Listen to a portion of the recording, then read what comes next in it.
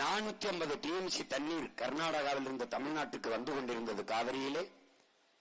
அந்த உரிமை பறிபோவதற்கு யார் காரணம்?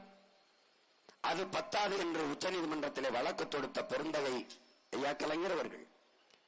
அன்றைக்கு ஆட்சி அதிகாரத்தில் இந்த அம்மையார் இந்திரா காந்தி அவர்கள் இந்த வழக்கை திரும்ப பெறுங்கள் என்று சொன்னவுடன் ஆட்சி அதிகாரம் பறிபோய்விடுமா, ஆட்சியை கலைத்து விட என்று அச்சப்பட்டு அற்ப பதவிக்காக அந்த வழக்கை திரும்ப பெற அன்னைக்கு பறிபோனது தமிழர்களுடைய காவிரி நதிநீர் உரிமை. இன்னைக்கு 150 டிஎம்சி 100 டிஎம்சிக்கு முட்டிக்கால் போட்டு ஒவ்வொரு தடவையும் மண்டியிட வேண்டிய அவசியம் ஏற்பட்டு விட்டது.